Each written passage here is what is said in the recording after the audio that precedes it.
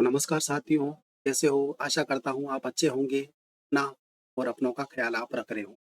आज हम बात करते हैं सीड वायबिलिटी टेस्टिंग के बारे में। तो यस्टरडे हमने पढ़ा था वो पढ़ा था सीड जर्मिनेशन के बारे में। सीड जर्मिनेशन क्या है मैं आपको थोड़ा रिकॉल करवा देता हूँ। हमने क्या पढ़ा था यस्टरडे में? सीड जर्मिनेशन क्या है? ये कितने प्रकार का जर्मिनेशन होता है? मोनोकोट में किस टाइप का जर्मिनेशन होता है? डाइकोट में किस टाइप का जर्मिनेशन होता है? और इसका मैकेनिज्म क्या है? बायोकेमिकल मैकेनिज्म क्या है? मॉलिक्यूलर मैकेनिज्म इसकी क्या है? वो हमने इन डिटेल में हमने वो लास्ट वीडियो में पढ़ा था। उसके बाद में उसको factor affecting of the germination वो भी हमने वो डिस्कस किया था। कौन-कौन से फैक्टर है वो जर्मिनेशन को अफेक्ट कर रहे हैं? एक्सटर्नल फैक्टर अफेक्ट कर रहे हैं या फिर इंटरनल फैक्टर अफेक्ट कर रहे हैं? एक्सटर्नल फैक्टर में कौन ज़्यादा अफेक्ट कर रहा है? इंटरनल फैक्टर में है वो कौन है वो ज़्यादा है वो कर रहा है, कौन कम फैक्टर है वो अफेक्ट करता है। उसके बाद में कौन-कौन से मेथड है वो जर्मिनेशन के जब हम लेबोरेटरी में जर्मिनेशन टेस्ट लगाएँगे। उसके बाद में एडवांटेज, डिसएडवांटेज क्या है, ये हमने सारा है वो लास्ट लेक्चर में हमको सीड जर्मिनेशन के बारे में पढ़ा। आज अनदर इम्पोर्टेंट टॉपिक है जिसका नाम है सीड वायबिलिटी और अक्सर एग्ज़ाम में, कॉम्पिटिटिव एग्ज़ाम में, किसी भी एग्ज़ाम में सीड वायबिलिटी से एक ना एक क्वेश्चन आपको ज़रूर मिल जाएगा। तो सीड वायबिलिटी के हम डिस्कस करते हैं इन डिटेल में। सीड वायबिलिटी क्या है? सबसे पहले तो सीड वायबिलिटी आपको याद रखना है सीड वायबिलिटी क्या होती है? ये एक लाइवनेस को दर्शाती है सीड। सीड ज़िंदा है या मर गया है, उसको है वो दर्शाएगी ये वो सीड वायबिलिटी। इसका डेफिनिशन क्या होगा? It is a capacity of the seed to germinate and produce a new plant. It is known as seed viability. ठीक है? और सीड वायबिलिटी को फिर अलग-अलग टेस्ट है से है वो टेस्टिंग की जाती है। तो सीड वायबिलिटी के लिए फिर उसमें है वो इंटरनल फैक्टर है, कौन-कौन से है वो फैक्टर है वो सीड वायबिलिटी को है वो अफ़ेक्ट करते हैं। तो बहुत सारे फैक्टर है, इंटरनल फैक्टर है और एक्सटर्नल फैक्टर है। ये हम उसी की बात करते हैं कौन-कौन से इंटरनल फैक्टर है, कौन-कौन से एक्सटर्नल फैक्टर है। तो सीड है वो why lose this seed viability उसके लिए है वो एक्सटर्नल फैक्टर है और इंटरनल फैक्टर है। तो इंटरनल फैक्टर में क्या हो गया हमारा और एक्सटर्नल फैक्टर में क्या हो गया? एक्सटर्नल फैक्टर में पहला है ड्रॉट। ड्रॉट ये बहुत ही इंपॉर्टेंट है क्योंकि अगर मान लो सूखा पड़ गया तो क्या हो गया? प्लांट से वो वाटर को एब्ज़ॉर्ब नहीं कर पाएगा। तो प्लांट वाटर को एब्ज़ॉर्ब नहीं कर पाएगा तो प्रॉपर है वो वाटर प्लांट्स में नहीं मिलेगा तो सीड्स है वो प्रॉपर डेवलप नहीं हो पाएँगे। सीड को मॉइस्चर ऑब्ज़र्व नहीं कर पाएगा। मॉइस्चर ऑब्ज़र्व नहीं कर पाएगा तो सीड्स है वो प्रॉपर उसको माइक्रोन्यूट्रिएंट, मैक्रोन्यूट्रिएंट्स जो भी उसके पोषक तत्व हैं वो उसमें प्रॉपर है वो डेवलप वो उसमें नहीं ले पाएगा सीड्स और उसके जो सीड्स का जो ऑर्गन्स है वो प्रॉपर है वो नहीं वो ग्रो कर पाएगा। एम्ब्रियो है वो ग्रो नहीं कर पाएगा। तो सीड्स है वो अल्टीमेटली वाइबिलिटी को है वो लूज़ कर देगा। उसके बाद में अगर मान लो सीड्स में एक्सेस वाटर आ गया, एक्सेस वाटर हुआ तो सीड्स क्या करेगा? एक्सेस वाटर हुआ तो सीड्स में क्या होगा? उसमें रेस्पिरेशन बढ़ेगा, रेस्पिरेशन बढ़ेगा तो होगा उसमें सीड्स में वो माइक्रो ऑर्गेनिज्म ग्रोथ होंगे, माइक्रो ऑर्गेनिज्म ग्रोथ होंगे तो सीड्स में क्या होंगे? उसका है वो डैमेज हो जाएगा, सीड्स है वो खराब हो जाएगा और सीड है वो वाइबिलिटी को लूज़ कर देगा। वाइबिलिटी को सीड लूज़ कर दिया तो अल्टीमेटली जर्मिनेशन है वो नहीं होगा। और उसके बाद में आता है external temperature. Extreme temperature sorry extreme temperature का मतलब होता है कि अगर सीड्स है, सीड्स में ज़्यादा टेम्परेचर हो गया, ज़्यादा टेम्परेचर होने से क्या होगा? सीड्स में क्या होंगे? सीड्स के इंटरनली जो स्ट्रक्चर है, डीएनए, आरएनए, प्रोटीन सिंथेसिस वो सारा है वो डिस्टर्ब हो जाएगा। उसकी जो सेल्स है वो डिस्टर्ब हो जाएँगी, सीड का एम्ब्रियो है वो डिटोरेट हो जाएगा। सीड्स का डी एम्ब्रियो डिटोरेट हो गया मतलब सीड्स है वो जर्मिनेट नहीं कर पाएगा, सीड्स की है वो वाइबिलिटी लूज़ हो जाएगी। तो ये हो गया एक्सटर्नल फैक्टर। उसके बाद में सीड्स को मान लो कोई न्यूट्रिएंट डिफिशियंसी है या फिर कोई पेस्टिसाइड इंजुरी है during seed development and maturation तो भी सीड है वो वाइबिलिटी को है वो लूज़ कर देगा और उससे है वो जर्मिनेशन है वो नहीं हो पाएगा। उसके बाद में आता है अगर मान लो सीड्स को हम हार्वेस्टिंग करते हैं अगर उसमें प्रॉपर सीड्स को फिजियोलॉजिकल हार्वेस्टिंग के टाइम पे उसको हार्वेस्ट नहीं किया, तो सीड्स क्या होंगे? वो अपनी वाइबिलिटी को लूज़ कर पाएँगे। कैसे? अगर मान लो सीड्स को ओवर मैच्योर हार्वेस्ट कर लिया तो सीड्स क्या होंगे वो जर्मिनेट नहीं कर पाएंगे। अगर सीड्स है वो इमेच्योर हार्वेस्ट कर लिया सीड्स को तो क्या होगा सीड्स की है वो जेनेटिक क्वालिटी है वो डिटोरेट हो जाएगी। उसमें क्या होगा अलग अलग कलर्स के सीड्स आ जाएंगे और सीड्स की है वो वाइबिलिटी भी वो कम्प्लीटली लूज हो जाएगी और ये मार्केटिंग पॉइंट ऑफ व्यू से ये है वो किसानों को बहुत भारी नुकसान उठाना पड़ेगा। तो सीड वाइबिलिटी का कॉन्सेप्ट आया समझ में। उसके बाद में है ड्राइंग। ड्राइंग का मतलब होता है कि सीड्स को अगर मान लो प्रॉपर ड्राई नहीं किया, उसमें अगर थोड़ा बहुत भी मॉइस्चर कंटेंट रह गया, मोइस्चर कंटेंट रहेगा तो उसमें क्या होंगे, माइक्रो ऑर्गेनिज्म पैदा होंगे। माइक्रो ऑर्गेनिज्म क्या करेंगे, अंदर रेस्पिरेशन करेंगे। रेस्पिरेशन से क्या होगा, अंदर एटीपी जनरेट होगा। एटीपी का मतलब क्या होगा, टेम्परेचर जनरेट होगा। टेम्परेचर से मतलब क्या होगा, सीड्स की सेल्स है वो डैमेज होगी। सेल्स का सेल डैमेज होगा तो उसका डीएनए आरएनए डैमेज होगा। सीड्स का एम्ब्रियो है वो मर जाएगा। अल्टीमेटली क्या होगा, सीड्स की क्या होगी, वाइबिलिटी लॉस होगी। अल्टीमेटली फाइनली सीड्स है वो जर्मिनेट नहीं कर पाएंगे और क्रॉप है वो लॉस हो जाएगी। उसके बाद में स्टोरेज कंडीशन, प्रॉपर अगर वेंटिलेशन नहीं मिलेगा, प्रॉपर उसको टेम्परेचर नहीं मिला, प्रॉपर उसको रिलेटिव ह्यूमिडिटी उसमें नहीं मिली, या फिर एक्सेस रिलेटिव ह्यूमिडिटी उसमें आई, एक्सेस उसमें वो टेम्परेचर हुआ, तो सीड्स है वो वाइबिलिटी को लूज कर देगा। और लास्ट है हैंडलिंग। अगर मान लो सीड्स का प्रॉपर हैंडल नहीं किया, सीड्स को है वो प्रॉपर हमने हैंडल नहीं करके मैकेनिकल हार्वेस्टिंग टाइम पे हम अगर उसको प्रॉपर सॉफ्ट मतलब तरीके से उसको हैंडल नहीं किया, तो क्या होगा, सीड्स का है वो डैमेज हो जाएगा। सीड को डैमेज हो जाएगा, उसका एम्ब्रियो भी है वो डिस्टर्ब हो जाएगा। सीड है वो वाइबिलिटी को लूज कर देगा। ठीक है, तो ये फैक्टर है। अगला बात करते हैं, जब हम सीड की वाइबिलिटी को टेस्ट करते हैं तो कौन कौन से मेथड है। इन जनरल 11 मेथड्स है। उसमें सबसे ज़्यादा इंपॉर्टेंट है वो टेट्राजोलियम टेस्ट है। 11 मेथड है, आप देख सकते हो लिस्ट। टेट्राजोलियम टेस्ट हो गया, इंडिगो कार्बाइन टेस्ट हो गया, उसको आईसीबी बोलते हैं। एक हो गया उस्पा टेस्ट, उसाप टेस्ट बोलते हैं जिसको, urine sugar analysis paper test. एक हो गया रेडियोग्राफी या उसको बोलते हैं सॉफ्ट एक्सरे टेस्ट मेथड। एक हो गया एम्ब्रो एक्सिशन मेथड्स।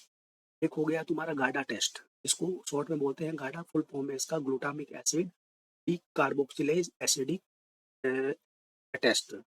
उसके बाद में हो गया तुम्हारा फेरिक क्लोराइड टेस्ट, जाता है seed leachate conductivity test, leachate colour test, seed crushing test और एसिलेटरिक एजिंग टेस्ट। ये सब याद रखने की जरूरत नहीं है, एग्जाम पॉइंट ऑफ व्यू से टेट्राजोलियम टेस्ट ही इंपॉर्टेंट है, वही हम डिस्कस करेंगे। सीड टेट्राजोलियम टेस्ट है वो सबसे पहले है वो किसने दिया था, सबसे पहले टेट्राजोलियम जो टेस्ट है लेकॉन ने, जॉर्ज लेकॉन ने दिया था 1942 ईस्वी में।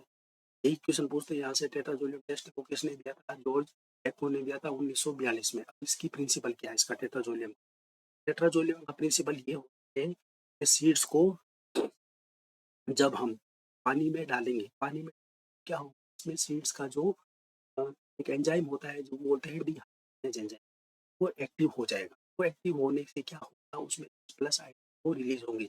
जब उसमें एच प्लस आयन रिलीज होंगे उस टाइम पे अगर हम सीड्स को है वो टेट्राजोलियम क्लोराइड जो बना है 0.1%, 0.5%, 1% सोल्यूशन जो हम बनाएंगे उसमें हम डालेंगे, तो क्या होगा, ये एच प्लस आयन है वो रिएक्ट करेगा, इसके साथ रिएक्ट करेगा, रेड कलर जो अपना ये जो टेट्राजोलियम क्लोराइड है उसके साथ रिएक्ट करेगा और एक कंपाउंड बनाएगा, इसको बोलते हैं परमाजोन कंपाउंड।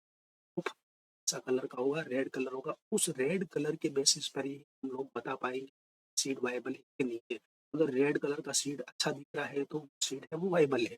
अगर रेड कलर का सीड अच्छा नहीं दिख रहा है, थोड़ा डल कलर का है, इसका मतलब है वो नॉन वाइबल है। ठीक है, तो ये है इसका प्रोसेस पूरा।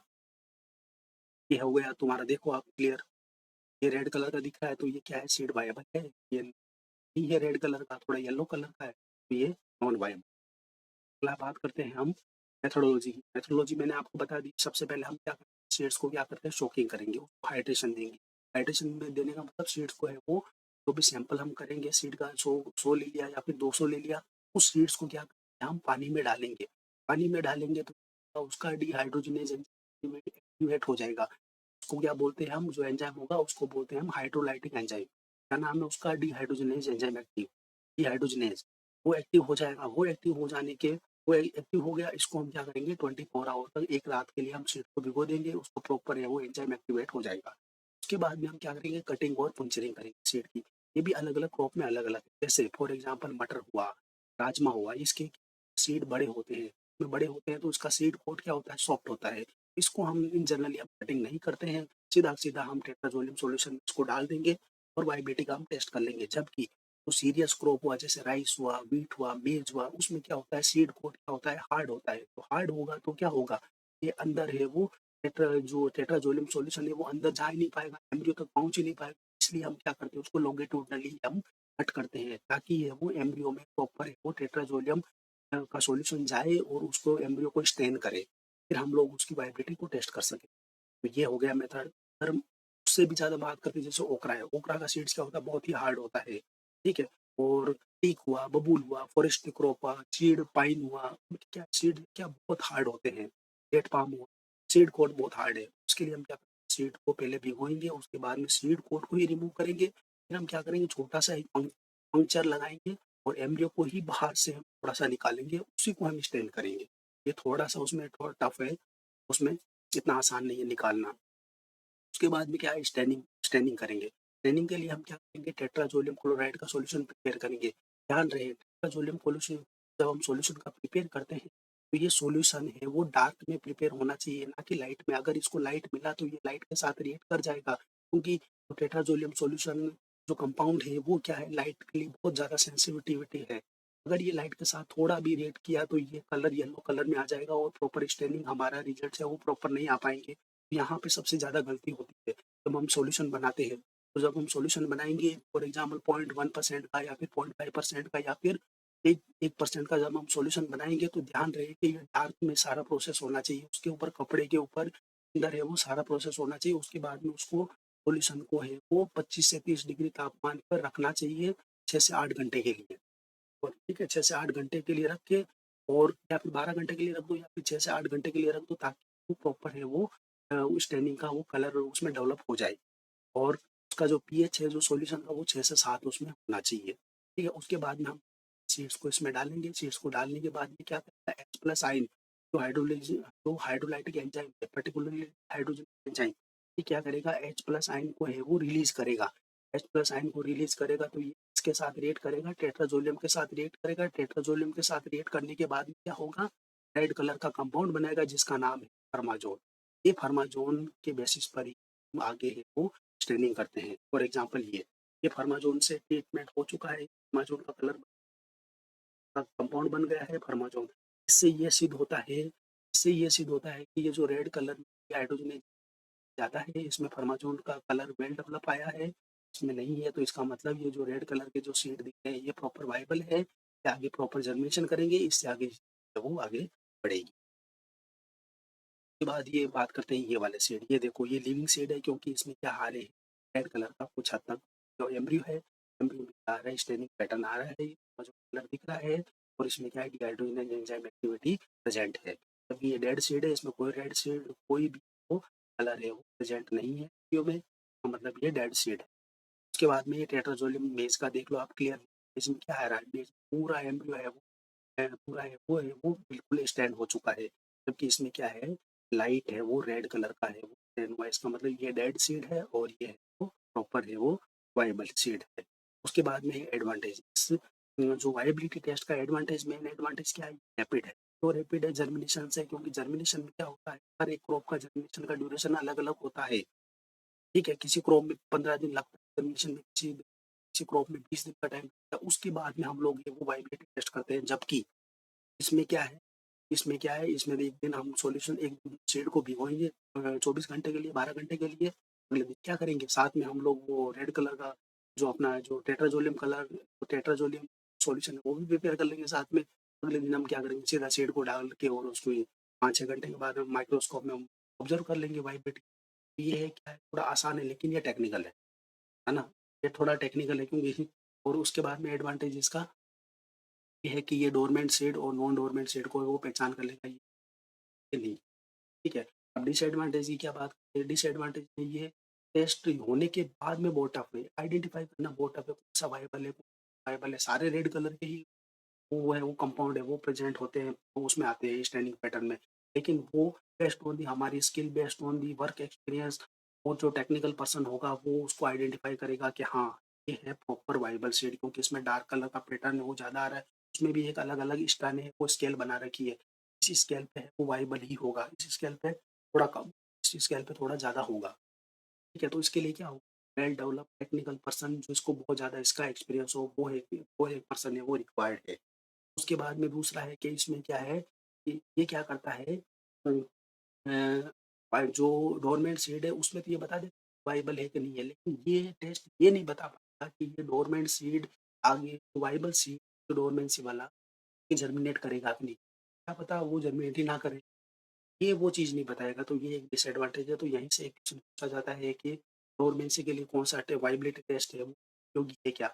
हाँ, उसके लिए हम बोल सकते हैं वाइबिलिटी वो ज़िंदा और मरा है एसिड को बता सकता है, लेकिन जर्मिनेशन टेस्ट के लिए उपयोगी नहीं है। तो ये क्वेश्चन पूछा जाता है, ये डोरमेंट सीड है उसके लिए उसका ये जो वाइबिलिटी टेस्ट है वो जर्मिनेशन आपका वो क्या बोलते बता सकता है क्या?